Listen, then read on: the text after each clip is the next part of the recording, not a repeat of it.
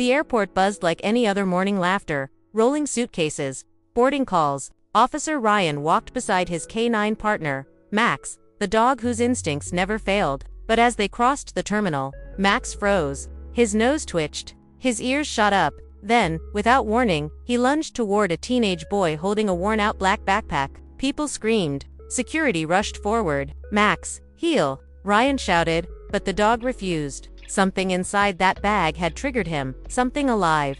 And when Ryan finally unzipped it, the truth left the entire crowd in stunned silence. It started as a routine security patrol. Officer Ryan and his canine partner, Max, had worked together for 4 years, a bond built on trust and unspoken understanding. Max had saved lives, found missing people, and sniffed out danger no human could sense. But that morning, something was different. They were halfway through their rounds when Max stopped near gate B12. His tail stiffened, his gaze locked on a boy no older than 16, sitting alone on a bench. The boy clutched a tattered black backpack, rocking slightly, eyes red from crying. Ryan's instincts kicked in. He tugged Max's leash gently. "Easy, boy. What do you smell?" Max ignored the command. He growled low in warning. Travelers turned, curious. Then Max barked, sharp and urgent. The boy startled, gripping his bag tighter. "It's not what you think," he cried. Security guards appeared instantly. "Sir, please step back," one ordered. Ryan approached carefully, his hand resting on Max's collar. "Hey kid," he said softly. "No one's going to hurt you. Just tell me what's inside the bag." Tears streamed down the boy's face. "You wouldn't understand," he whispered. Max barked again, pulling Ryan closer. The dog's nose pressed against the backpack, whining now instead of growling. There was something inside, something moving. Passengers gasped as Ryan slowly unzipped the bag. Inside was a small, trembling puppy. Its fur was dirty, its ribs showing. Around its neck hung a tag, Charlie. Ryan blinked in shock. "You brought a puppy through airport security." The boy broke down. "He's all I have left. My parents, they died last month. We were supposed to move to my aunt's place. I couldn't leave him." Ryan's expression softened, but Max whined again, this time louder. His nose darted toward the puppy's neck. Ryan noticed it too, a faint rash, and the puppy's labored breathing. "Oh no," he muttered. "He's not just scared, he's sick." The airport doctor was called immediately. Within minutes, a paramedic rushed over, confirming Ryan's fear. Severe allergic reaction to a flea collar chemical.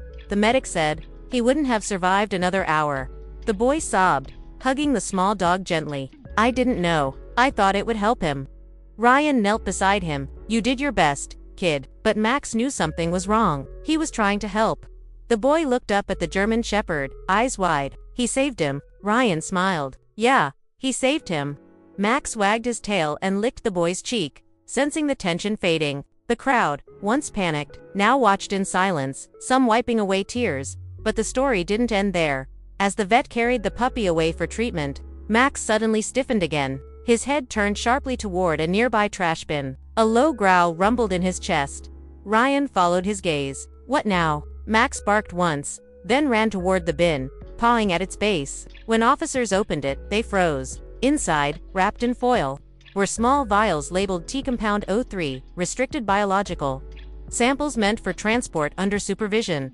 Ryan's blood ran cold. Someone had smuggled them in and abandoned them in the crowd. If Max hadn't stopped them earlier, the vials could have gone unnoticed or worse. Broken open in the terminal, the discovery made headlines that night. A stolen research sample, a frightened orphan boy, a dying puppy, and a canine who connected the dots no one else could. Days later, when the boy visited the police station, Charlie, the puppy, bounded in, healthy again, tail wagging. Max barked once, greeting his little friend. Ryan smiled. "Looks like we've got 2 heroes now." The boy grinned. "Can we visit him sometimes?" Ryan nodded. "Anytime." The station erupted in applause as the news aired on TV. K9 Max saves puppy and prevents biohazard threat at airport. Max didn't understand the words or the cameras. All he knew was that his human smiled, the boy laughed, and the tiny heartbeat he'd protected was safe again. Sometimes, heroes don't find criminals, they find miracles. When Max barked that day, no one expected he'd save not 1, but 2 lives. If this story touched your heart, take a second to like, comment, and subscribe for more real-life hero moments that prove love and loyalty can change destinies. Tell us below, What would your canine partner's name be if you had one?